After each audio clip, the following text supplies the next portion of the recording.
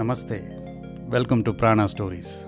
January 22nd, 2024 was an important event in the history of Bharat. Not just Bharat, but in the entire world. Most of you may have seen the consecration ceremony of Ram Lalla at Ayodhya. One among the three sculptures or the Murti, which was done by Sri Yogiraj, made it to the main sanctum sanctorum.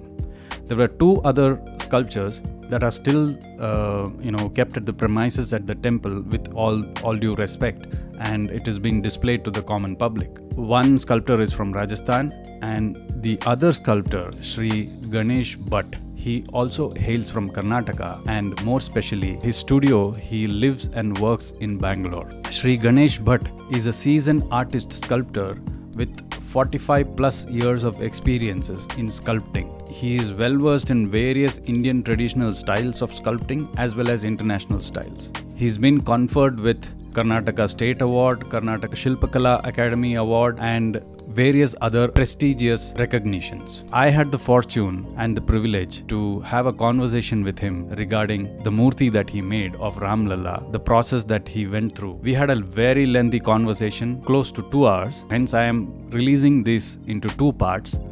The first part is more about the Ram Lalla Murti. The second part, he talks about Shilpa Shastra, the science behind, that's the backbone of any Indian art. Thank you for your support. Tune into this wonderful podcast, and please don't forget to like, subscribe, comment, and share it with your friends. This podcast is in Kannada with subtitles in English, so please do watch and let me know your feedback in the comment section. Thank you and ನಮಸ್ತೆ. ನೀವು ಶಿಕ್ಷಣ ಬಗ್ಗೆ ಹೇಳಿದ್ರಿ, training, ಶಿಲ್ಪಶಾಸ್ತ್ರದ ಬಗ್ಗೆ, ಅದ್ರ ಬಗ್ಗೆ training. So ನಿಮ್ಮ training ಎಲ್ಲಾಯಿತು? ನಿಮ್ಮ ಚೈಲ್ಡ್ಹುಡ್ ಹೆಂಗಿತ್ತು? ನೀವು ಎಲ್ಲಿಂದ ಕಲ್ತು ಬಂದ್ರಿ? ಇದು ಪರಂಪರೆಯಿಂದ ಬಂದಿರೋದಾ ಇಲ್ಲ ಹೆಂಗೆ? ನೀವು ಇಂಟ್ರೆಸ್ಟಿಂದ ಮಾಡಿರೋದಾ? ಇದಕ್ಕೆ ನನಗೆ ನನ್ನ ಅಧ್ಯಯನಕ್ಕೆ ನನ್ನ ಆಸಕ್ತಿಯೇ ಮುಖ್ಯ ಕಾರಣ. ಓಕೆ. ಆದರೆ ನನ್ನ ಆಸಕ್ತಿಗೆ ನನ್ನ ಹುಟ್ಟಿದ ಊರು ಮತ್ತು ನನ್ನ ಪರಿಸರ ಕಾರಣ ಆಯಿತು. ಓಕೆ. ನಾನು ಒಬ್ಬ ಬ್ರಾಹ್ಮಣ ಮನೆತನದಲ್ಲಿ ಹುಟ್ಟಿದಂಥವನು. ಇಡಗುಂಜಿ ಅಂತ ಕೇಳಿರ್ಬೋದು ನೀವು. ಉತ್ತರ ಕನ್ನಡ ಜಿಲ್ಲೆ ಹೊನ್ನಾವರ ತಾಲೂಕಿನ ಇಡಗುಂಜಿಯಲ್ಲಿ ಅತ್ಯಂತ ಪುರಾತನವಾದ ಒಂದು ಗಣೇಶನ ಶಿಲ್ಪ ಇರುವ ದೇವಸ್ಥಾನ ಅದು. ಓಕೆ. ಸೊ ನನ್ನ ತಂದೆ ಪ್ರಧಾನ ಅರ್ಚಕರಾದ್ದರಿಂದ ನನ್ನ ಚಿಕ್ಕ ವಯಸ್ಸಿನಲ್ಲಿ ಅವರಿಗೆ ಸಹಕಾರ ಕೊಡೋದಕ್ಕೆ ದೇವಾಲಯಕ್ಕೆ ಹೋಗ್ತಾ ಇದ್ದೆ. ಅಭಿಷೇಕ ಮಾಡೋದಾಗಲಿ, ತೊಳೆಯೋದಾಗಲಿ, ಸ್ವಚ್ಛ ಮಾಡೋದು ಅಥವಾ ಅಲಂಕಾರ ಮಾಡೋ ಸಂದರ್ಭಗಳಲ್ಲಿ ಕೆಲವು ಸಾರಿ ಅವರೊಟ್ಟಿಗೆ ಚಿಕ್ಕ ವಯಸ್ಸಲ್ಲಿ ನೋಡಿದ್ದಾದ್ರಿಂದ ಅದನ್ನು ನೋಡಿದವಾಗೆಲ್ಲ ಆ ಸ್ವರೂಪಗಳು ನನ್ನ ಮೇಲೆ ಪ್ರಭಾವ ಬೀರ್ತಾ ಇತ್ತು. ಕಾಲೆಷ್ಟು ಚೆನ್ನಾಗಿದೆ, ಪಾದ ಎಷ್ಟು ಚೆನ್ನಾಗಿದೆ, ಆಕಾರವನ್ನು ಹೇಗೆ ಮಾಡಿದ್ದಾರೆ, ಹೊಟ್ಟೆ ಎಷ್ಟು ಚೆನ್ನಾಗಿ ಮಾಡಿದ್ದಾರೆ, ಮುಖ ಹೇಗಿರುತ್ತೆ, ಈ 3D ಕಾನ್ಸೆಪ್ಟ್ ಇದೆಯಲ್ಲ, ಬಹುಶಃ ನನ್ನೊಳಗಿದ್ದ ಕಲಾವಿದ ಆಗಲೇ ಜಾಗೃತಗೊಂಡ ಅಂತ ಅಂದುಕೊಡ್ತೀನಿ. ನನಗೆ ವೇದ ಮಂತ್ರ ಪೂಜೆ ಇವೆಲ್ಲ ನನ್ನ ಅಣ್ಣ ಇವರೆಲ್ಲರೂ, ನಮ್ಮ ತಂದೆ, ನಮ್ಮ ಪರಂಪರೆ, ಅದು ನಮ್ಮ ಒಂದು ಪದ್ಧತಿ. ಇದನ್ನು ಬಿಟ್ಟು ಅದರೊಟ್ಟಿಗೆ ಈ ಮೂರ್ತಿ ರೂಪಗಳ ವಿವರಗಳನ್ನು ಕಲ್ತ್ಕೋಬೇಕು, ತಿಳಿಬೇಕು, ಮಾಡಬೇಕು ಅನ್ನೋ ಒಂದು ಹಂಬಲದಿಂದ SSLC ನಂತರ ನಾನು ಸಾಗರಕ್ಕೆ ಬರ್ತೇನೆ. ಸಾಗರದಲ್ಲಿ ಬಂದು ಅಲ್ಲಿ KG ಶಾಂತಪ್ಪ ಗುಡಿಗಾರ್ ಅಂತ ಒಬ್ಬರು ಶ್ರೇಷ್ಠ ಕಲಾವಿದರು, ಅವರ ಹತ್ರ ಒಂದು 4-5 ವರ್ಷ ಅಧ್ಯಯನ ಮಾಡ್ತೇನೆ. ಶ್ರೀಗಂಧದ ಕೆತ್ತನೆಯ ಕೆಲಸವನ್ನು ಅಲ್ಲಿ ಕಲಿತೇನೆ. ಅನೇಕರು ನನಗೆ, ನನ್ನ ಸಂಬಂಧಿಕರು ಕೂಡ ಸಹಾಯ ಸಹಕಾರ ಮಾಡಿರ್ತಾರೆ. ಸಾಗರದ ಡಾಕ್ಟರ್ GS ಶ್ರೀಗಂಧ ಸ್ಯಾಂಡಲ್ವುಡ್ ಕೆತ್ತನೆ. ಹೌದು, Sandalwood carvings. Doctor GS Bhat ಅನ್ನೋರು ನನಗೆ ಇದನ್ನು ಮೊದಲ ಅವಕಾಶವನ್ನು ಮಾಡಿಕೊಡ್ತಾರೆ ಕಲಿಯೋದಕ್ಕೆ. ಇಂಥದ್ದನ್ನೆಲ್ಲ ನನ್ನ ಸೋದರ ಭಾವ ಅವರು ಆ್ಯಕ್ಚುಲಿ. ಹಾಗೆ ಅಲ್ಲಿಂದ ಇನ್ನೂ ವಿಶೇಷವಾದ ದೇವಾಲಯ ಮೂರ್ತಿ ಶಿಲ್ಪಗಳ ಅಧ್ಯಯನ ಕಲಿಬೇಕು ಅಂತ ಬೆಂಗಳೂರಿಗೆ ಬರ್ತೇನೆ. ಓಕೆ. ಖ್ಯಾತ ಅಂತಾರಾಷ್ಟ್ರೀಯ ಕಲಾವಿದರಾದಂಥ ದೇವಲಕುಂದ ವಾದಿರಾಜ್ ಅಂತ ಹೇಳಿ, ಭಾಳ ದೊಡ್ಡ ಶ್ರೇಷ್ಠ ಶಿಲ್ಪ ಕಲಾವಿದರು, ಅವ್ರ ಹತ್ರ ಬಂದು ಸೇರಿಕೊಳ್ತೇನೆ. ಅಲ್ಲಿ ಅವರೊಟ್ಟಿಗೆ ಒಂದು 10 ವರ್ಷಗಳ ಕಾಲ ಗುರುಕುಲ ಪದ್ಧತಿಯ ಪರಂಪರೆಯ ಪ್ರಕಾರ ಬೆಂಗಳೂರಿನಲ್ಲಿ ನಾನು ಅಧ್ಯಯನ ಮಾಡ್ತೇನೆ. ಅದೇ ಸಂದರ್ಭದಲ್ಲಿ ಪ್ರೊಫೆಸರ್ SK ರಾಮಚಂದ್ರ ರಾವ್ ಅಂತ, ವಿದ್ಯಾಲಂಕಾರ, ಶಾಸ್ತ್ರ ಚೂಡಾಮಣಿ, ಅವರ ಬಿರುದುಗಳೇ ಅಷ್ಟು ವಿಶೇಷವಾಗಿರುವಂಥದ್ದು. ಇನ್ನು ಜ್ಞಾನ ಎಷ್ಟು ದೊಡ್ಡದಿದೆ ಅನ್ನೋದನ್ನು ನೋಡಿ. ಈ ಶಿಲ್ಪಶಾಸ್ತ್ರಕ್ಕೆ, ಆಲಯ ಶಾಸ್ತ್ರಗಳಿಗೆ, ಲಲಿತ ಕಲೆಗಳಿಗೆ ಸಂಬಂಧಪಟ್ಟ ವಿವರಗಳನ್ನೆಲ್ಲ ತಿಳ್ಕೊಳ್ಳೋದಕ್ಕೆ, ಜೊತೆಗೆ ಗುರುಗಳ ಮೂಲಕ ದೇಶಾದ್ಯಂತ ಓಡಾಡೋದಕ್ಕೆ, ಜೊತೆಗೆ ಹಳೆಯ ಶಿಲ್ಪ ಆಲಯಗಳನ್ನು ನೋಡುವುದಕ್ಕೆ ನನಗೆ ತುಂಬ ಅನುಕೂಲ ಆಯಿತು. ಅದರ ಜೊತೆಗೆ ನನ್ನನ್ನು ಒಂದು ಬಿಡದಿಯಲ್ಲಿರುವ ಕರಕುಶಲ ಕಲಾ ಶಾಲೆಗೆ ನನ್ನನ್ನು ಶಿಕ್ಷಕರನ್ನಾಗಿ ನನ್ನನ್ನು ಅಲ್ಲಿ ಅವ್ರು ಮಾಡಿ ಕಳಿಸ್ಕೊಟ್ಟಿರ್ತಾರೆ. ಸೊ ಹಾಗೆ ಅಧ್ಯಯನದ ನಂತರ ಶಿಕ್ಷಣವನ್ನು ಕೊಡೋದಕ್ಕೆ ನಾನು ಪ್ರಾರಂಭ ಮಾಡ್ತೇನೆ. ಬೇರೆ ಬೇರೆ ಊರುಗಳಿಗೆ ಹೋಗಿ ಬೇರೆ ಬೇರೆ ಶೈಲಿ ಅಧ್ಯಯನ ಇತ್ತು ಸ್ವಲ್ಪ ಮಟ್ಟಿಗೆ. ಜೊತೆಗೆ ಶಿಕ್ಷಣವನ್ನು ಕೊಡ್ತಾ ಶಿಕ್ಷಣವನ್ನು ನಾನು ಸ್ವತಃ ಪಡೆಯೋದಕ್ಕೆ ಶುರು ಮಾಡಿದೆ.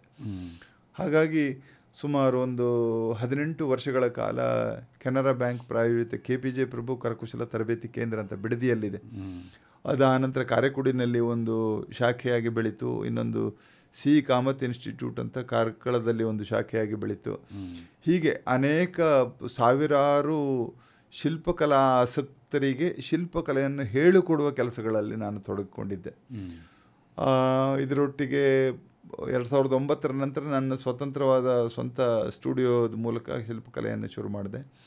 ಇದರ ಮಧ್ಯದಲ್ಲಿ ಒಂದು 10-17 ವರ್ಷಗಳ ಕಾಲ ಬೇರೆ ಬೇರೆ ದೇಶಗಳಿಗೆ, ಇಂಗ್ಲೆಂಡು, ಐರ್ಲೆಂಡು ಮುಂತಾದ ಯುರೋಪಿಯನ್ ರಾಷ್ಟ್ರಗಳಿಗೆ ಹೋಗಿ ಅಲ್ಲಿ ಕಲಾ ಉತ್ಸವಗಳಲ್ಲಿ ಭಾಗವಹಿಸ್ತಾ ಇದ್ದೆ. ಭಾರತೀಯ ಶಿಲ್ಪಕಲೆಯ ವಿಧಿವಿಧಾನಗಳನ್ನು ಅವರುಗಳಿಗೆ ಕಲಿಸ್ಕೊಡ್ತಾ ಇದ್ದೆ, ಟ್ರೈನಿಂಗ್ ಕೊಡ್ತಾ ಇದ್ದೆ. ಇಲ್ಲಿ ಬೆಂಗಳೂರಿನಲ್ಲಿ ಕಾವೇರಿ ಎಂಪೋರಿಯಂ ಇದೆಯಲ್ಲ, ಕರ್ನಾಟಕ ಕರಕುಶಲ ಅಭಿವೃದ್ಧಿ ನಿಗಮದ ಅವರ ಸಹಯೋಗದೊಂದಿಗೆ ಇನ್ನೊಂದು ಗುರುಕುಲ ಅಂತ ಸಾಗರದಲ್ಲಿ ಒಂದು ಗುರುಕುಲವನ್ನು ನಿರ್ಮಾಣ ಮಾಡಿಸ್ಬಿಟ್ಟು, ಇದು ಸರ್ಕಾರದ ಕಡೆಯಿಂದ ಒದಗಿ ಬಂದಂಥ ಅವಕಾಶ ಆಗಿತ್ತು. ಅಂದರೆ ಇವರು ಕರಕುಶಲ ಅಭಿವೃದ್ಧಿ ನಿಗಮದವರು ಅದರ ಪೂರ್ಣ ವ್ಯವಸ್ಥೆಯನ್ನು ನೋಡಿಕೊಂಡು ಮಾಡ್ತಾಯಿದ್ರು. ಅಲ್ಲಿಗೆ ನಾನು ಮಾರ್ಗದರ್ಶಕನಾಗಿ ಆ ಸಂಸ್ಥೆಯ ಮೂಲಕವೂ ಕೂಡ ಒಂದಿಷ್ಟು ವಿದ್ಯಾರ್ಥಿಗಳು ತಯಾರಾದರು.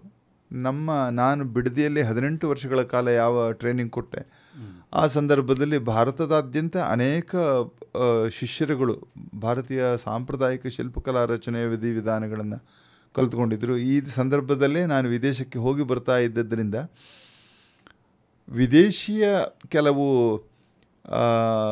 ಶೈಲಿಗಳನ್ನು, ತಂತ್ರಗಾರಿಕೆಗಳನ್ನೆಲ್ಲ ತಿಳಿಸೋದಕ್ಕೆ, ಭಾರತೀಯ ಕಲಾವಿದರುಗಳಿಗೆ ತಿಳಿಸೋದಕ್ಕೆ ಮತ್ತು ನನ್ನ ಶಿಷ್ಯರುಗಳಿಗೆ ತಿಳಿಸೋದಕ್ಕೆ ಸಹಾಯ ಸಹಕಾರ ಆಗ್ತಾಯಿತ್ತು.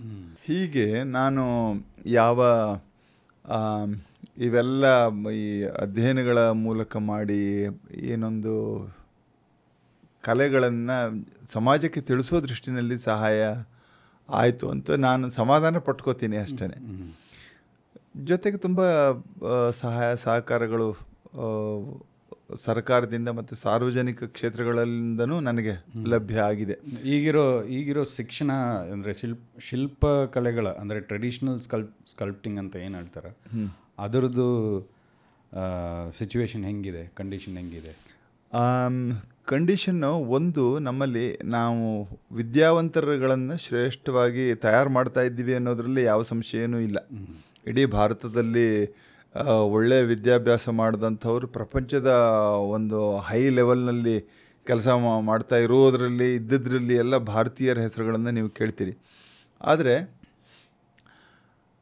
ಇಡೀ ಪ್ರಪಂಚಕ್ಕೆ ಸಾಂಸ್ಕೃತಿಕ ಸಾಕ್ಷ್ಯ ಕೊಟ್ಟಂಥ ಶಿಲ್ಪಕಲೆ ಭಾರತದಲ್ಲಿ ಸ್ವಲ್ಪ ನೆಗ್ಲೆಕ್ಟ್ ಆಗಿದೆ ಅಂತ ಅನ್ನಿಸ್ತಾ ಇದೆ. ಯಾಕೆ ಅಂತಂದರೆ ನಮ್ಮ ಶಾಲೆಗಳಲ್ಲಿ ಓದುವಂತಹ ವಿದ್ಯಾರ್ಥಿಗಳು ಕೇವಲ ಸಾಫ್ಟ್ವೇರ್ ಇಂಜಿನಿಯರ್ಸು, ಲಾಯರು, ಡಾಕ್ಟರು ಆಗುವಷ್ಟು ಮಾತ್ರ ಅಲ್ಲ, ಸಮಾಜದ ಸ್ವಾಸ್ಥ್ಯ ಕಾಪಾಡಿಕೊಳ್ಳುವಂತಹ ಕಲಾವಿದರುಗಳಾಗಿರಬೇಕು, ಸಂಗೀತಗಾರರಾಗಿರಬೇಕು, ಸಾಹಿತಿಗಳಾಗಿರಬೇಕು. ಇದೆಲ್ಲವುದಕ್ಕೆ ಇದಕ್ಕೂ ನಾವು ಅಷ್ಟೇ ಮಹತ್ವವಾದಂತಹ ಒಂದು ಶಿಕ್ಷಣವನ್ನು ಕೊಡಬೇಕಾಗಿದ್ದು ನಮ್ಮ ಸಮಾಜದ ಕರ್ತವ್ಯ. ಯಾಕೆ ಅಂತಂದರೆ ಹೇಗೆ ಒಬ್ಬ ಉತ್ತಮ ಕಲಾವಿದ ತಯಾರಾಗಬೇಕಾದ್ರೆ ಅವನಿಗೆ ಅದರ ಪರಿಕಲ್ಪನೆ ಇರಬೇಕು. ಹಾಗಾಗಿ ಕೇವಲ ಇತಿಹಾಸವನ್ನಷ್ಟೇ ತಿಳ್ಕೊಳ್ಳುವುದರೊಟ್ಟಿಗೆ ಆ ಇತಿಹಾಸದಲ್ಲಿದ್ದ ಗತಕಾಲದ ವೈಭವದ ಕಲಾವಿದರುಗಳ ಜೀವನ ಕಥೆಗಳು ಅಥವಾ ಅದರ ತಂತ್ರಗಾರಿಕೆಯ ವಿಧಿವಿಧಾನಗಳನ್ನು ಹೆಚ್ಚು ಜನಗಳಿಗೆ ತಲುಪಿಸಿದವಾಗ ಮುಂದಿನ ಬೆಂಚು ಅಂತಲ್ಲ, ಹಿಂದಿನ ಬೆಂಚಿನ ವಿದ್ಯಾರ್ಥಿಗಳು ಉತ್ತಮ ಸಾಮಾಜಿಕ ಕೊಡುಗೆಗಳನ್ನು ಕೊಡುವುದರಲ್ಲಿ ಪ್ರಬಲರಾಗಿ ಬೆಳೆಯೋದಕ್ಕೆ ಮೂಲಕ ಲಲಿತ ಕಲಾ ಪ್ರಕಾರಗಳು ಬೆಳೆಯೋದಕ್ಕೆ ಸಹಾಯ ಆಗ್ತದೆ ಅನ್ನುವಂಥದ್ದು ನನ್ನ ವೈಯಕ್ತಿಕ ಅಭಿಪ್ರಾಯ. ಇದರೊಟ್ಟಿಗೆ ಈ ಕಲಾ ಕುಟುಂಬಗಳೇನಿದೆ, ವಿಶ್ವಕರ್ಮ ಒಂದು ಕುಟುಂಬ ಅಂತ ಯಾವ ಒಂದು ಶ್ರೇಷ್ಠತೆಯನ್ನು, ಅಗಾಧತೆಯನ್ನು, ವೈಚಾರಿಕತೆಯನ್ನು, ಜೊತೆಗೆ ಸೌಂದರ್ಯವನ್ನು ಪ್ರಪಂಚಕ್ಕೆ ಕೊಟ್ಟಂತಹ ಒಂದು ಕಮ್ಯುನಿಟಿ, ಅದು ಸಾಕ್ಷ್ಯ ಸಮೇತವಾಗಿ ಇಷ್ಟು ವರ್ಷಗಳ ಕಾಲ ಈ ಭಾರತದ ಸಂಸ್ಕೃತಿಯನ್ನು ಸಾರಿದೆ. ಅಂತಹ ಒಂದು ಜನಾಂಗಕ್ಕೆ ಇವತ್ತಿಗೆ ಸ್ವಲ್ಪ ಕಡಿಮೆಯೇ ಪ್ರೋತ್ಸಾಹ ಸಿಕ್ಕದಂತಹದ್ದು. ಜೊತೆಗೆ ಇದಕ್ಕೆ ಸಂಬಂಧಪಟ್ಟಂತಹ ಶಿಕ್ಷಣ ಅವರ ಮೂಲಕ ಕೊಡಿಸುವುದರೊಟ್ಟಿಗೆ ಅವರನ್ನೂ ವಿದ್ಯಾವಂತರನ್ನಾಗಿ ಇನ್ನೂ ಯಾವ ರೀತಿಯ ಸಹಾಯ ಸಹಕಾರಗಳನ್ನು ಕೊಡಬೇಕು ಅನ್ನೋದನ್ನು ನಾವು ಗಮನಿಸ್ಕೊಳ್ಬೇಕಾಗತ್ತೆ.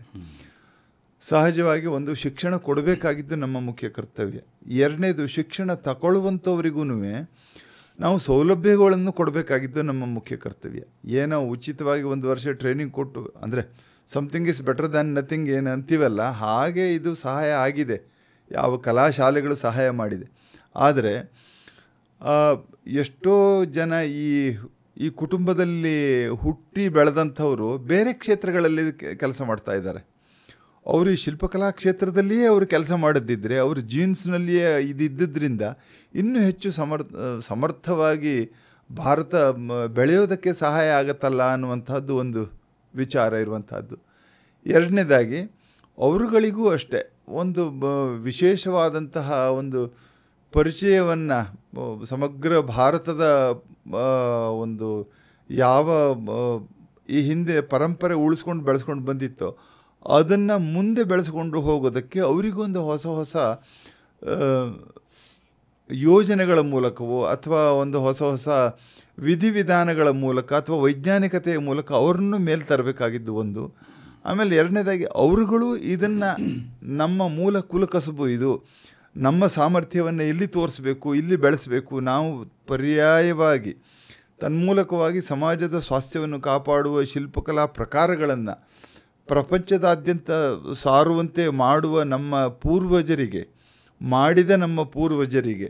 ಒಂದು ನಮನಗಳನ್ನು ಸಲ್ಲಿಸುವ ದೃಷ್ಟಿಯಿಂದ, ಜೊತೆಗೆ ಸಂಸ್ಕೃತಿಯನ್ನು ಉಳಿಸುವ ದೃಷ್ಟಿಯಿಂದ, ಎಲ್ಲ ಕಾರಣದಿಂದ ಅವರುಗಳು ಮುಂದೆ ಬಂದು ಇದನ್ನು ಹೆಚ್ಚು ಕಲಿಯುವಂತೆ ಆಗಬೇಕು. ಸರ್ಕಾರ, ಸಾರ್ವಜನಿಕ ಸಂಘ ಸಂಸ್ಥೆಗಳು ಇದನ್ನು ಹೆಚ್ಚು ಪ್ರೋತ್ಸಾಹಿಸುವಂತೆ ಅನೇಕ ಕಾರ್ಯಕ್ರಮಗಳನ್ನು ಹಾಕಿಕೊಳ್ಳಬೇಕಾಗಿದ್ದು ಅವಶ್ಯಕತೆಗಿಂತ ಹೆಚ್ಚು ಅನಿವಾರ್ಯತೆ ಇದೆ ಅನ್ನುವಂಥದ್ದು ನನ್ನ ಭಾವನೆ.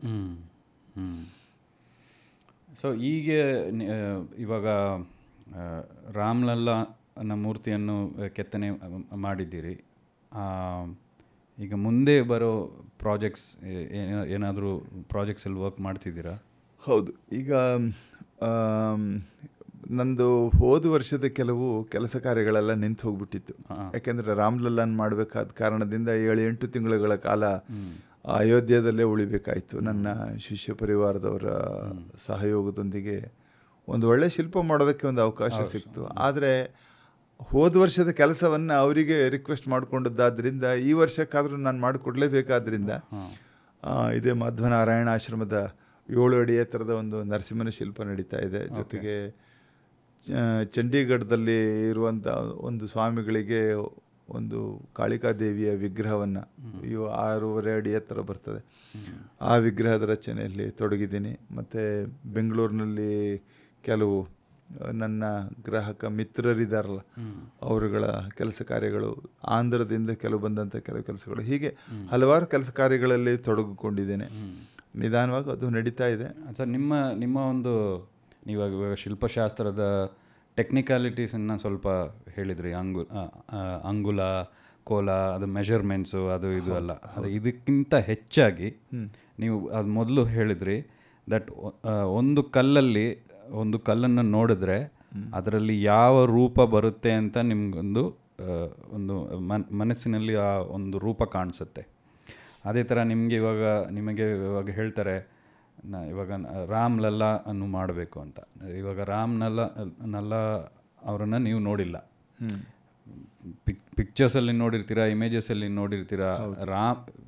ರಾಮ ಲಲ್ಲಾ ಹೇಗಿರ್ತಾನೆ ಅಂತ ಈಗ ಬೇರೆ ಅತ್ಯಂತ ಪಾಪ್ಯುಲರ್ ಆಗಿರೋ ಇಮೇಜಸ್ ರಾಮ ಅಡಲ್ಟ್ ಆಗಿರೋ ರಾಮನನ್ನೇ ನಾವೆಲ್ಲ ನೋಡಿದ್ದೀವಿ. ಇವಾಗ ರಾಮ್ ಲಲ್ಲಾ 5 ವರ್ಷ 6 ವರ್ಷ ಇರೋ ರಾಮ್ ಲಲ್ಲಾನು ಮಾಡಬೇಕಂದ್ರೆ ಆ ಒಂದು ಪ್ರಾಸೆಸ್ ಇದೆಯಲ್ಲ, ಅದು ನೀವು ಹೆಂಗೆ, ಅದು ನೀವು ಮೆಡಿಟೇಷನ್ ಮಾಡ್ತೀರಾ ಇಲ್ಲ ಅದು ಹೆಂಗೆ ನಿಮಗೆ ವಿಜುವಲೈಸೇಷನ್ ಬರುತ್ತೆ, ಆ ಥರ ಏನದ್ರದ್ದು ಪ್ರಾಸೆಸ್? ಇದರ ಯಾವುದೇ ಒಂದು ಶಿಲ್ಪ ನಾವು ಮಾಡುವಾಗ ಆ ಶಿಲ್ಪದ ಹಿಂದಿನ ಅಧ್ಯಯನ ಅಂತ ಇರಬೇಕಾಗ್ತದೆ. ಒಬ್ಬ ಪ್ರಬುದ್ಧ ಶಿಲ್ಪಿ ಬಹಳ ಜವಾಬ್ದಾರಿಯುತವಾಗಿ ಸಮಾಜಕ್ಕೆ ಶಿಲ್ಪಗಳನ್ನು ಕೊಡಬೇಕು. ಇಲ್ಲಿ ಅವನ ಶಿಲ್ಪವೇ ಮಾತಾಡುವಂಥದ್ದು, ಶಿಲ್ಪಿ ಮಾತಾಡೋದಿಲ್ಲ. ಆ ಶಿಲ್ಪವನ್ನು ಕೊಡಬೇಕಾದ್ರೆ ಒಂದು ನಮ್ಮ ಪೂರ್ವಜರಿಗೆ ನ್ಯಾಯ ಒದಗಿಸಿಕೊಡ್ಬೇಕು, 2 ನಮ್ಮ ದೇಶಕ್ಕೆ ನ್ಯಾಯ ಒದಗಿಸಿಕೊಡ್ಬೇಕು, 3ನೇದಾಗಿ ಸೌಂದರ್ಯಕ್ಕೆ ನ್ಯಾಯ ಒದಗಿಸಿಕೊಡ್ಬೇಕು, 4ನೇದಾಗಿ ಇತಿಹಾಸಕ್ಕೆ ನ್ಯಾಯ ಒದಗಿಸಿಕೊಡ್ಬೇಕು, ಜೊತೆಗೆ ನಮ್ಮ ಪರಂಪರೆಗೆ ಈ ಭಾರತೀಯ ಶೈಲಿಗೆ ನ್ಯಾಯ ಒದಗಿಸಿಕೊಡ್ಬೇಕಾಗಿದ್ದು ಎಲ್ಲರ ಕರ್ತವ್ಯ. ಇದೆಲ್ಲವುದನ್ನು ಮೇಳೈಸ್ಕೊಂಡು ಚಿಂತನೆ ಮಾಡಬೇಕಾಗ್ತದೆ. ಚಿಂತನೆ ಮಾಡಿದವಾಗ ಅದಕ್ಕೊಂದು ಸೊಲ್ಯೂಷನ್ ಇದ್ದೇ ಇರುತ್ತೆ. ನಮಗೆ ಈ ಎಲ್ಲ ಸಮಸ್ಯೆಗಳಿಗೂ ಸೊಲ್ಯೂಷನ್ ಅಂತ ಇದ್ದೇ ಇದೆ. ನಮ್ಗೆ ಆ ಸಮಯ ಬರೋ ತನಕ ಅದು ಸಿಕ್ಕಿದ್ದಿರೋಲ್ಲ ಅಷ್ಟೆ. ಈಗ ನೋಡಿ, ನನಗೆ ಇದು ಅಧ್ಯಯನಕ್ಕೆ ತೊಡಗಿದವಾಗ ಅನೇಕ ಸಮಸ್ಯೆಗಳು ಬಂತು, ಆದರೆ ಅದ್ರ ಜೊತೆಗೆ ಪರಿಹಾರವೂ ನನಗೆ ಸಿಗ್ತಾ ಹೋಯಿತು. ಯಾಕೆಂತಂದರೆ ನಾನು ಅಧ್ಯಯನ ಮಾಡೋದಕ್ಕೆ ಶುರು ಮಾಡಿದೆ. ಈಗ ರಾಮ್ ಲಲ್ಲಾನ್ ಮಾಡಬೇಕು ಅಂದಾಗ ಲಲ್ಲಾನ್ನ ಫಸ್ಟಾಗಿ ತೊಗೊಳ್ಬೇಕು. ಒಂದು ಮಗುವಿನ ಶಿಲ್ಪವನ್ನು ಹೇಗೆ ಮಾಡಬೇಕು, ಭಾರತೀಯ ಮಗು ಆಗಬೇಕಾದ್ರಿಂದ ಭಾರತೀಯ ಮಗುವಿನ ಲಕ್ಷಣವನ್ನು ನಾನು ತಗೊಳ್ಬೇಕಾದ್ರೆ ಹಿಂದಿನವ್ರು ನನಗೆ ಮಾಡಿ ತೋರಿಸ್ಕೊಟ್ಬಿಟ್ಟಿದ್ದಾರೆ. ರಾಮಲಲ್ಲ ಇಲ್ಲದೆ ಇರಬಹುದು, ಕೃಷ್ಣಲಲ್ಲ ಇದ್ದಾನಲ್ಲ, ಬಾಲಕೃಷ್ಣನ ಶಿಲ್ಪಗಳು ಅಖಂಡ ಭಾರತದಲ್ಲಿ ವಿಪುಲವಾಗಿ ದೊರೆಯುತ್ತೆ. ಅದರ ಒಂದು ರೆಫರೆನ್ಸನ್ನು, ಅದರನ್ನು ಒಂದು ಆಧಾರವಾಗಿ ಇಟ್ಕೊಂಡು ಅದರೊಳಗಡೆಗೆ ರಾಮನನ್ನು ತುಂಬಬೇಕಾಗುತ್ತೆ. ಇದು ಟೆಕ್ನಿಕಲ್ ಆಸ್ಪೆಕ್ಟ್ಸ್ ಇದೆ ಆ್ಯಕ್ಚುಲಿ. ಇದನ್ನು ಸಾಮಾನ್ಯವಾಗಿ ಕೆಲವು ಜನ ಯಾರು ಹೇಳಲ್ಲ. ಹಾಗೆ ನಾನು ನನ್ನ ಅಧ್ಯಯನ ಏನು, ನನ್ನ ಸಮರ್ಥನೆ ಏನು, ನಾನು ಏನು what best we can do, logical ಆಗಿ ಯೋಚನೆ ಮಾಡುವಂಥವನ್ನ ನಾನು, ಅಂದರೆ ಪ್ರಾಕ್ಟಿಕಲ್ ಆಗಿ ಯೋಚನೆ ಮಾಡ್ತೀನಿ. ಸೊ ನಾನು ಯೋಚನೆ ಮಾಡಿದ್ದಿಷ್ಟೇ, ನನಗೆ ಆ ಮಗು ಅಲ್ಲಿ ಕಾಣಬೇಕು, ಒಂದು ದೇಶೀಯ ಮಗು ಆಗಿರಬೇಕು, 2 ಅದರ ಲಕ್ಷಣಗಳು ಹೇಗೆ ಹೇಗೆ ಇರಬೇಕು. ಇದರೊಟ್ಟಿಗೆ ನಾನು ಶಾಸ್ತ್ರದ ಸಪೋರ್ಟನ್ನು ತಗೊಳ್ತೇನೆ. ಯಾಕೆಂತಂದರೆ ನಮ್ಮಲ್ಲಿ ಪಂಚತಾಳದ ಒಂದು ಕಲ್ಪನೆ ಇದೆ. ನಾನು ಈಗಾಗಲೇ ಹೇಳಿದ ಹಾಗೆ ಪ್ರೌಢ ಶಿಲ್ಪಗಳನ್ನು, ಲೀಲಾಮೂರ್ತಿಗಳನ್ನು ನವತಾಳವೋ ದಶತಾಳದಲ್ಲಿಯೋ ಮಾಡಿದ್ರೆ, ಬಾಲಮೂರ್ತಿಗಳನ್ನು ಸಾರ್ಧ ಚತುಸ್ತಾಳದಲ್ಲಿಯೋ ಅಥವಾ ಪಂಚತಾಳದಲ್ಲಿಯೋ ಅಥವಾ ಉತ್ತಮ ಪಂಚತಾಳದಲ್ಲಿ ಮಾಡುವಂತಹ, ಮಧ್ಯಮ ಅಥವಾ ಉತ್ತಮ ಪಂಚತಾಳದಲ್ಲಿ ಮಾಡುವಂಥ ಯಾವ ಪರಂಪರೆ ಇದೆಯೋ ಅದು 2ನ್ನೂ ಮೇಳೈಸಿಕೊಂಡು ನಾನು ಈ ರಾಮ್ ಲಲ್ಲನ್ನ ಮಾಡಿದೆ ನಾನು. ಓಕೆ, ಇದಕ್ಕೆ ತಾಳ ಅಂದರೆ ಬೇಸಿಕ್ ಆಗಿ ತಾಳ ಅಂದರೆ ಒಂದು ಮುಖದ ದೂರವನ್ನು ಒಂದು ತಾಳ ಅಂತ ಕರಿತೀವಿ. ಒಂದು ಮುಖಮಾನ ಅಂದರೆ ಚಿಬುಕದಿಂದ ಇಲ್ಲಿ ಉಷ್ಣೀಷದ ತನಕ, ಕೇಶಾಂತದ ತನಕ ಬರುವ ದೂರ, ಈ ದೂರವನ್ನು 12 ವಿಭಾಗಗಳಾಗಿ 12 ಭಾಗಗಳನ್ನಾಗಿ ಮಾಡ್ತೀವಿ. ಅದು ಒಂದು ಮುಖಮಾನ, ಅದನ್ನು ಒಂದು ತಾಳ ಅಂತ ಕರಿತೀವಿ. ಓಕೆ, ಈಗ ಪಂಚತಾಳದಲ್ಲಿ ಶಿಲ್ಪ ರಚನೆ ಮಾಡಿದ್ವಿ ಅಂತಾದರೆ ಈ ಮುಖದ 12 5 60. ಓಕೆ, 5 ಮುಖಮಾನ ಅಂತಂದರೆ 12 × 5 60. ಉತ್ತಮ ಅಂದರೆ ಅದಕ್ಕೆ 4 ಅಂಗುಲವನ್ನು ಆ್ಯಡ್ ಮಾಡ್ತೀವಿ. ಕೆಲವೊಂದು ಭಾಗಗಳಲ್ಲಿ ಒಂದೊಂದು ಅಂಗುಲು ಜಾಸ್ತಿ ಮಾಡೋದಾಗ ಅದು ಉತ್ತಮ ಪಂಚತಾಳ ಅಂತ ಅನಿಸ್ಕೊಳ್ತದೆ. ಹೀಗೆ ನವತಾಳ ಅಂದರೆ 108. ಉತ್ತಮ ನವತಾಳ ಅಂದರೆ 112. ಅಧಮ ನವತಾಳ ಅಂತಂದ್ರೆ 104. ಇದು ಒಂದು ಮೆಜರ್ಮೆಂಟ್, ಇದು ಒಂದು ಮೆಜರ್ಮೆಂಟ್ನ ಪದ್ಧತಿಯನ್ನು ಈ ಹಿಂದಿನ ನಮ್ಮ ಭಾರತೀಯ ಪರಂಪರೆ ಕೊಟ್ಟಿರುವಂಥದ್ದು. ಸೊ ರಾಮಲಲ್ಲ ಇರೋದು ಪಂಚತಾಳದಲ್ಲಿ ಇರುವಂಥದ್ದು. ಅವನ ಬೆರಳಿನ ಗಾತ್ರದ 54 ಅಲ್ಲ 64 ಅಂಗುಲ ಪ್ರಮಾಣ ಹೀಗೆ ಬರುವಂತೆ ಅದನ್ನು ಹೊಂದಿಸ್ಕೊಂಡಿರ್ತೀವಿ ನಾವು. Okay okay. ಇದು ಮೂಲ ವಿಗ್ರಹದ ಒಟ್ಟು ಎತ್ತರ ಇಲ್ಲಿ ಭ್ರೂ ಸೂತ್ರಕ್ಕೆ 51 ಇಂಚು ಎತ್ತರ ಇದೆ. ಯಾಕೆಂತಂದರೆ ಅವರಲ್ಲಿ ಸೂರ್ಯ ಸ್ನಾನ ರಾಮನವಮಿ ದಿವಸ ಸೂರ್ಯ ಕಿರಣ ಅಲ್ಲಿ ಬೀಳೋ ಹಾಗೆ ಒಂದು ಪ್ಲ್ಯಾನ್ ಮಾಡ್ಕೊಂಡಿದ್ರು. ಹಾಗಾಗಿ 51 ಅಂಗುಲ ಎತ್ತರದ ಪಾದದಿಂದ ಈ ಭ್ರೂಸೂತ್ರಕ್ಕೆ ಯಾವುದು ಈ ಅಕ್ಷಿ ಮೇಲ್ಭಾಗದಲ್ಲಿ ಕಣ್ಣು ಹುಬ್ಬು ಅಂತ ಕರಿತೀವಲ್ಲ, ಅಲ್ಲಿಗೆ 51 ಅಂಗುಲ ಇಟ್ಟಿದ್ವಿ. ಒಟ್ಟು ಮೇಲೆ 54 ಅಂಗುಲ ಇತ್ತು. ಹೀಗೆ ಅದರ ಒಟ್ಟು ಒಂದು ಅಳತೆ ಇತ್ತು. ಸೊ ನೀವು ಶಿಲ್ಪಶಾಸ್ತ್ರದ ಆಧಾರ ಜೊತೆಗೆ ಹಳೆಯ ಶಿಲ್ಪಗಳ ಆಧಾರ ಇಟ್ಕೊಂಡು ಅದು ಕೃಷ್ಣನ ಆಧಾರ, ಕೃಷ್ಣನ ಲಕ್ಷಣಗಳನ್ನ ಅಂದ್ರೆ ಆ ಅಂಗಾಂಗದ ರಚನೆಯ ವಿಧಿವಿಧಾನಗಳನ್ನ ಮನಸ್ಸಿನಲ್ಲಿಟ್ಟುಕೊಂಡು ರಾಮನನ್ನ ಕಾಣಬೇಕು ನಾವು. ಧನುರ್ಧಾರಿಯಾಗಿದ್ದಂಥವನು, ಅಖಂಡವಾಗಿ ಇದ್ದಂಥವನು, ಜೊತೆಗೆ ಅವನ ನಿಲುವಿನಲ್ಲೇ ಗೊತ್ತಾಗಬೇಕು ಇವನು ರಾಮ ಅಂತ. ಅಂದರೆ ಬೆಳೆವ ಸಿರಿ ಮೊಳಕೆಯಲ್ಲಿ ಅನ್ನೋ ಒಂದು ಮಾತಿದೆ ನೋಡಿ ಕನ್ನಡದಲ್ಲಿ. ಆ ಮಗುವನ್ನು ನೋಡಿದ್ರೆ ಇವನು ಮುಂದೆ ಇಂಥ ರಾಮ ಆಗ್ತಾನೆ ಅಂತ ಅನ್ನುವಂಥದ್ದು ಗೊತ್ತಾಗುವಂತೆ ನಾವು ಅದರ ಪ್ರೌಢಿಮೆಯನ್ನು ತೋರಿಸುವಂತಹದ್ದು ಶಿಲ್ಪಿಯ ಜವಾಬ್ದಾರಿ. ಅದು ನಾವು ಎಷ್ಟು ಆಗಿದ್ದೀವಿ ಗೊತ್ತಿಲ್ಲ, ಗುರುವಿನ ಕೃಪೆಯಿಂದ ಏನು ಸಾಧ್ಯ ಇದೆಯೋ ಅದನ್ನು ಮಾಡುವ ಪ್ರಯತ್ನವನ್ನು ಮಾಡಿದ್ವಿ. ಹಾಗಾಗಿ ಇಲ್ಲಿ ವಕ್ಷಸ್ಥಲದಲ್ಲಿ ಲಕ್ಷ್ಮಿಯ ಲಾಂಛನವನ್ನಿಟ್ಟು ತ್ರಿವಳಿಗಳನ್ನು ಕಂಠದಲ್ಲಿ ತೋರಿಸಿ, ಮಕರ ಕುಂಡಲಗಳನ್ನು ಧರಿಸಿದಂತೆ ತೋರಿಸಿ, ಗುಂಗುರು ಕೂದಲುಗಳನ್ನು ಹೊಂದಿದ್ದ ಅಂತ ವಾಲ್ಮೀಕಿ ರಾಮಾಯಣದಲ್ಲಿ ಬರುವ ವರ್ಣನೆಗಳಲ್ಲ ಇವೆಲ್ಲ. ಇದನ್ನೆಲ್ಲ ಅವರು ನಮಗೆ ಓದಿಸಿ ಹೇಳಿದರು.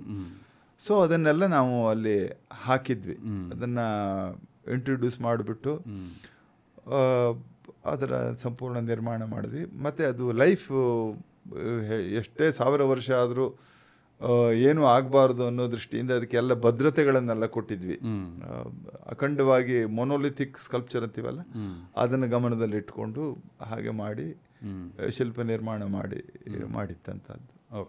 ಜೊತೆಗೆ ಅವನು ತ್ರಿಮೂರ್ತಿಗಳಲ್ಲಿ ಒಬ್ಬನಾದಂಥವನು. ಆದ್ದರಿಂದ ಬ್ರಹ್ಮ, ವಿಷ್ಣು, ಮಹೇಶ್ವರರು 3, ಅಂದರೆ ವಿಷ್ಣುವೇ ರಾಮನಾಗಿದ್ದರಿಂದ ಬ್ರಹ್ಮ ಮತ್ತು ಶಿವನನ್ನು ತೋರಿಸಿದ್ದು, ಮುಕುಟದಲ್ಲಿ ಸೂರ್ಯನ ಬಿಂಬವನ್ನು ತೋರಿಸಿದ್ದು, ಹಿಂಭಾಗದಲ್ಲಿ ಸೂರ್ಯ ಮಂಡಲವೋ ಅಥವಾ 27 ನಕ್ಷತ್ರಗಳೋಪಾದಿಯಲ್ಲಿರುವ ಸಣ್ಣ ಸಣ್ಣ 27 ಹೂವುಗಳು, ದಶಾವತಾರಗಳು, ಬಾಲಾಂಜನೇಯ ಮತ್ತು ಗರುಡ, ಕೆಳಗಡೆಗೆ ಪೂರ್ಣ ಕುಂಭದ ಚಿಹ್ನೆಗಳು, ಲಾಂಛನಗಳು, ಶುಭ ಲಾಂಛನಗಳಾದಂತಹ ಸ್ವಸ್ತಿಕ್, ಓಂ ಶ್ರೀ ಇತ್ಯಾದಿ ಬೀಜಾಕ್ಷರಗಳನ್ನೆಲ್ಲ ಪೀಠದಲ್ಲಿ ಹಾಕಿದ್ದು. ಕಮಲವೂ ಅಲಂಕೃತಗೊಂಡಂತೆ ಬಂದಂತೆ ಸಂಯೋಜನೆಯನ್ನು ಮಾಡಿದ್ವಿ. ಆದಿನಾರಾಯಣನ ಮೂಲ ರೂಪ ಅನ್ನೋದು ಗೊತ್ತಾಗಬೇಕು ಅನ್ನೋ ದೃಷ್ಟಿಯಿಂದ ಶಂಖಚಕ್ರ ಗದಾ ಪದ್ಮಗಳನ್ನು ಅದರೊಳಗಡೆ ಜೋಡಿಸಿದ್ವಿ. ಹೀಗೆ ಅಖಂಡವಾಗಿ ಅವನು ಸೂರ್ಯ ವಂಶಜನಾದಂತಹ ಬಾಲರಾಮ ಕಮಲದ ಮೇಲೆ ನಿಂತು, ಅದು ಸೂರ್ಯ ಉಚ್ಚ ರಾಶಿಯಲ್ಲಿರುವಂತೆ, ಸಿಂಹ ರಾಶಿಯಲ್ಲಿರುವಂತೆ ಮೇಲ್ಭಾಗದ ಸಿಂಹ ಮುಖವನ್ನು, ಕೀರ್ತಿ ಮುಖ ಅಂತ ಏನು ಕರಿತೀವಿ, ಅದನ್ನು ಮಾಡಿ ದೇಶಕ್ಕೆ ಸುಭಿಕ್ಷೆ ಉಂಟಾಗಲಿ, ಆ ರಾಮ ಮತ್ತೆ ಪುನಃ ಬಂದು ಅಯೋಧ್ಯೆಯಲ್ಲಿ ನೆಲೆಸಿದ, ಪ್ರತಿಷ್ಠಾಪಿಸಲ್ಪಟ್ಟ, ಕೋಟಿ ಕೋಟಿ ಶ್ರದ್ಧಾ ಭಕ್ತಿಗಳ ಕೇಂದ್ರವಾದ ಜನಗಳ ಮನಸ್ಸಿಗೆ ಒಂದು ಉಲ್ಲಾಸವನ್ನು ಕೊಟ್ಟ ಅನ್ನುವ ಕಲ್ಪನೆಯನ್ನೆಲ್ಲ ಮನಸ್ಸಿನಲ್ಲಿ ಮಾಡಿಕೊಂಡು ಏನು ಅವನ ಪ್ರೇರಣೆ ಆಯಿತೋ ಅದನ್ನು ಅಲ್ಲಿ ಮಾಡೋದಕ್ಕೆ ಸಹಾಯ ಆಯಿತು. ಇದಕ್ಕೆ ಮಾಡೋಕ್ಕಿಂತ ಮೊದಲು ಅದು ಡ್ರಾಯಿಂಗ್ಸ್ ಮಾಡ್ತಿರಲ್ಲ, ಪ್ರಾಥಮಿಕವಾದ ಕೆಲವು ಚಿತ್ರಗಳನ್ನು ಮಾಡಿಕೊಂಡಿದ್ವಿ. ಆದರೆ ಪ್ರಾಥಮಿಕ ಹಂತದಲ್ಲಿಯೇ ಮುಂದೆ ನಮ್ಮ ಬುದ್ಧಿ ವಿಚಾರಕ್ಕೆ ಯಾವ್ಯಾವ್ದು ಹೊಳಿತಾ ಇರ್ತದೋ ಅದನ್ನು ಹೆಚ್ಚು ಚೇಂಜಸ್ ಆಗ್ತಾ ಇರುತ್ತೆ. ಹೆಚ್ಚು ಯಾವ ರೀತಿಯಲ್ಲಿ ಇನ್ನೂ ಹೆಚ್ಚು ಚೆನ್ನಾಗಿ ಪ್ರಕಟಗೊಳಿಸಿಕೊಳ್ಳಬಹುದು ಅದನ್ನೆಲ್ಲ ಗಮನದಲ್ಲಿಟ್ಕೊಂಡು ಕೆಲಸ ಮಾಡ್ತಾ ಹೋಗ್ತಾ ಇರ್ತೀವಿ. ಸರ್, ತುಂಬಾ ಸಂತೋಷ. ಯಾಕಂದರೆ ಇದೊಂದು ಐತಿಹಾಸಿಕ ಒಂದು ಸ್ಥಳ ಅದು ಅಯೋಧ್ಯೆ. ಅಲ್ಲಿ ನಿಮ್ಮ ಮೂರ್ತಿಗೆ ಗೌರವಪೂರ್ಣವಾದ ಸಮ್ಮಾನವನ್ನು ಕೊಟ್ಟು ಅಲ್ಲಿ ಅದು ಎಲ್ಲಿಟ್ಟಿದ್ದಾರೆ ನನಗೆ ಗೊತ್ತಿಲ್ಲ, ನಾನು ನೋಡಿಲ್ಲ. ಅದು ಗರ್ಭಗೃಹದ ಪಕ್ಕದಲ್ಲಿ ಇದೆಯಾ ಇಲ್ಲ ಎಲ್ಲಿ ಇಟ್ಟಿದ್ದಾರೆ ಅಂತ ಗೊತ್ತಿಲ್ಲ ನನಗೆ. ಅದು ಇನ್ನೂ ಅದು ಎಲ್ಲಿ ಅವ್ರು ಹೇಳಿದ್ದು ಗೌರವ ಸಮ್ಮಾನಪೂರ್ವಕವಾಗಿ ನಾವು ಇದನ್ನ ಅಯೋಧ್ಯೆಯ ಮೂಲ ರಾಮ ಮಂದಿರದಲ್ಲೇ ಇಡ್ತೇವೆ ಅನ್ನುವಂಥ ಮಾತುಗಳನ್ನು ಅವ್ರು ನಮಗೆ ಹೇಳಿದ್ದಾದ್ರಿಂದ ಇನ್ನು ಕನ್ಸ್ಟ್ರಕ್ಷನ್ ಹೆಂಗೆ ಇದ್ರು ಅಲ್ಲಿ ನೀವು ಅದನ್ನ ಅಯೋಧ್ಯೆಯದಲ್ಲೇ ಇದ್ದಿರುತ್ತೆ ಅನ್ನುವಂಥದ್ದು. ಯಾಕಂದ್ರೆ ಅಲ್ಲಿಗೆ ಅಂತ ಸಂಕಲ್ಪ ಮಾಡಿ ಮಾಡ್ದ. ಹೌದು, ಅದೊಂದು ಐತಿಹಾಸಿಕ ವಿಷಯ. ನಿಮ್ಮ ಒಂದು ಇಷ್ಟು ಜೀವನದ ಒಂದು ಇದಿದೆಯಲ್ಲ, ಸ್ಟ್ರಗಲ್, ಕಲಿಯುವಿಕೆ, ಮತ್ತು ಅದನ್ನು ಒಂದು ಮಟ್ಟಕ್ಕೆ ತಂದಿರೋ ಅಂಥ ಒಂದು ಕೆತ್ತನೆ ಅದು ಅಲ್ವಾ? ಅದು ನಿಮಗೆ ಇದಕ್ಕೆಲ್ಲ ಕೇವಲ ಈ ಸಂದರ್ಭದಲ್ಲಿಯೂ ನಮ್ಮಗಳಿಗೆ ತುಂಬ ಜನರ ಸಹಾಯ ಸಹಕಾರ ಸಿಕ್ಕಿದೆ. ವಿಶೇಷವಾಗಿ ನಾನು ಆ ಟ್ರಸ್ಟಿಗಳಿಗೆ ವಂದನೆಯನ್ನು ಸಲ್ಲಿಸ್ತೇನೆ. ಯಾಕೆಂದರೆ ನನಗೊಂದು ಅವಕಾಶ ಕೊಟ್ಟರು. ದೇಶದಲ್ಲಿ 3 ಜನ ಶ್ರೇಷ್ಠ ಶಿಲ್ಪಿಗಳಲ್ಲಿ ನಾನೊಬ್ಬನಾಗಿದ್ದೇನೆ ಅಂತ ಒಂದು ತೃಪ್ತಿ ಸಮಾಧಾನ ನನಗಿದೆ. ಜೊತೆಗೆ ಅಲ್ಲಿ ಎಲ್ಲ ಸೌಲಭ್ಯಗಳನ್ನು ನನಗೆ ತುಂಬ ಚೆನ್ನಾಗಿ ಒದಗಿಸಿಕೊಟ್ರು. ವಿಶೇಷವಾಗಿ ಇನ್ನೊಂದು ಮಾತನ್ನು ನಾನು ಏನು ಹೇಳಬೇಕು ಅಂತಂದರೆ, ಆ ಸಂದರ್ಭದಲ್ಲಿ ನನಗೆ ಆ್ಯಕ್ಚುಲಿ ಒಂದು ಕಣ್ಣು ಆಪ್ರೇಷನ್ ಆಗಿತ್ತು, ಇನ್ನೊಂದು ಕಣ್ಣು ಆಪ್ರೇಷನ್ ಆಗಿರಲಿಲ್ಲ. ಅಲ್ಲಿ ಶ್ರೀರಾಮ ನೇತ್ರಾಲಯ ಅಂತ ಇದೆ. ಅಲ್ಲಿ ಡಾಕ್ಟರ್ ವಿನೋದ್ ಥಾಪರ್ ಅಂತ ಹೇಳಿ ಅವರು ಒಬ್ಬರು ಮೂಲತಃ ಅವರ ತಂದೆಯವರೆಲ್ಲ ಪಾಕಿಸ್ತಾನದಿಂದ ಬಂದಂಥವ್ರು. ಆವಾಗ ಸ್ವತಂತ್ರದ ಇದಾದ ನಂತರ ಪಾರ್ಟಿಷನ್ ಆದಮೇಲೆ ಇಲ್ಲಿ ಬಂದು ನೆಲೆಸಿ ಅವರು ಅಲ್ಲಿ ಶ್ರೀರಾಮ ನೇತ್ರಾಲಯ ಅನ್ನುವಂಥ ಒಂದು ನೇತ್ರಾಲಯವನ್ನು ಇಟ್ಕೊಂಡು ನಡೆಸ್ಕೊಂಡು ಹೋಗ್ತಾ ಇದ್ದಾರೆ. ಗಂಡ ಹೆಂಡತಿ ಇಬ್ಬರು ಕೂಡ. ಡಾಕ್ಟರ್ ರೂಪಾ ಥಾಪರ್ ಅಂತ ಹೇಳಿ ಅವ್ರ ಮಿಸ್ಸಸ್ ಕೂಡ. ಅವರಿಬ್ಬರು ದೇಶೀಯ ಕಲೆಯ ಮಹಾಭಕ್ತರು. ಅಯೋಧ್ಯೆ ರಾಮ್ ಲಲ್ಲಾ ಮಾಡೋದಕ್ಕೆ ಬಂದಿದ್ದೀರಿ ನೀವು, ನಿಮ್ಗೆ ಈ ಕಣ್ಣನ್ನು ನಾನು ಸರಿ ಮಾಡಿ ಕೊಡ್ತೇನೆ ಅಂತ ಹೇಳಿ ಅವರು ಎಷ್ಟು ಪ್ರೀತಿ ವಿಶ್ವಾಸದಿಂದ, ನನಗೆ ಆ್ಯಕ್ಚುಲಿ ಇನ್ಶೂರೆನ್ಸ್ ಎಲ್ಲ ಇದೆ, ₹1 ದುಡ್ಡನ್ನು ತಗೊಳ್ದೇನೆ ಲಕ್ಷಾಂತರ ರೂಪಾಯಿ ಲೆನ್ಸ್ಗಳನ್ನೆಲ್ಲ ಹಾಕಿ ಫ್ರೀಯಾಗಿ ಕಣ್ಣು ಆಪರೇಷನ್ ಮಾಡಿ ನನಗೆ ಆ ರಾಮನಿಗೆ ದೃಷ್ಟಿ ಕೊಡುವ ನನಗೆ ದೃಷ್ಟಿ ಕೊಟ್ಟಂಥವರಿದ್ದರೆ doctor Vinod Thapar doctor. So ಅಂಥವ್ರನ್ನೆಲ್ಲ ತುಂಬ ನೆನೆಸ್ಕೊಳ್ತೇನೆ. ಆ ಟ್ರಸ್ಟಿಯವರು ಮಾಡಿದ ಸಹಕಾರಗಳು, ನನ್ನ ವಿದ್ಯಾರ್ಥಿ ಮಿತ್ರರು ನನಗೆ ತುಂಬ ಸಹಾಯ ಸಹಕಾರ ಕೊಟ್ಟಿದ್ದಾರೆ. ವಿಪಿನ್ ಸಿಂಗ್ ಭದೌರಿಯಾ ಇರ್ಬೋದು, ಅಥವಾ ಸಂದೀಪ್ ನಾಯಕ್ ಇರ್ಬೋದು, ಅಥವಾ ಜಯಚಂದ್ರ ಇತ್ಯಾದಿ ಅನೇಕ ನನ್ನ ಶಿಷ್ಯರು ಮತ್ತು ಪ್ರಶಿಷ್ಯರುಗಳ ಎಲ್ಲ ಅವರು ಕೂಡ ನನ್ನೊಟ್ಟಿಗೆ ಕೈ ಜೋಡಿಸಿ ಸಹಾಯ ಸಹಕಾರ ಮಾಡಿದಂಥವ್ರು. ಹೀಗೆ ನಮ್ಮ ಮನೆ ಕಡೆಯಿಂದ ಇರಬಹುದು, ಅಥವಾ ಈ ದೇಶದ ಜನಗಳ ಒಂದು ಪ್ರೋತ್ಸಾಹದಾಯಕವಾದ ಮಾತುಗಳು, ಎಲ್ಲೆಲ್ಲಿಂದೆಲ್ಲ ನನಗೆ ಗೊತ್ತಿದ್ದ ಜನಗಳೆಲ್ಲರೂ ಫೋನ್ ಮಾಡಿ ನನಗೆ ಒಂದು ಬಲ, ಒಂದು ಧೈರ್ಯ, ಒಂದು ಶಕ್ತಿಯನ್ನು ಕೊಡ್ತಾಯಿದ್ರು. ಹಾಗಾಗಿ ಈ ಇಡೀ ದೇಶಕ್ಕೆ ನಾನು ಚಿರಋಣಿಯಾಗಿದ್ದೀನಿ. ನನಗೆ ಈ ಅವಕಾಶ ಕೊಟ್ಟ ಎಲ್ಲವರನ್ನ ಮನಸ್ಸನ್ನು ವಂದಿಸ್ತಾ ಇರ್ತೀನಿ. ಸಮಸ್ತ ಲೋಕವೂ ಸುಖವಾಗಿರಲಿ, ಸರ್ವೇ ಜನಾಃ ಸುಖಿನೋ ಭವಂತು, ಸಮಸ್ತ ಸನ್ಮಂಗಲಾನಿ ಭವಂತು ಅಂತ ಮತ್ತೆ ಮತ್ತೆ ನಾನು ಆ ವೇದ ಮಂತ್ರವನ್ನು ಮನಸ್ಸಿನಲ್ಲಿ ಸ್ಮರಿಸ್ತಾ ನಮಸ್ಕರಿಸ್ತೇನೆ. ನಮಸ್ಕಾರ. Thank you sir, thank you. ಇನ್ನಷ್ಟು ಭಾಳ ಶಿಲ್ಪಗಳು ಇನ್ನೂ ಪ್ರಾಜೆಕ್ಟ್ಸ್ ಬರಲಿ ನಿಮಗೆ. ಇನ್ನು ಎಲ್ಲರೂ ಪ್ರೋತ್ಸಾಹ ಮತ್ತು ಜನರ ಹಾರೈಕೆ ನಿಮ್ಮ ಹತ್ರ ಇದೆ ಅಂತ ತುಂಬ ಸಂತೋಷ. Thank you so much for doing this. Thank you very much. Thank you. Great opportunity.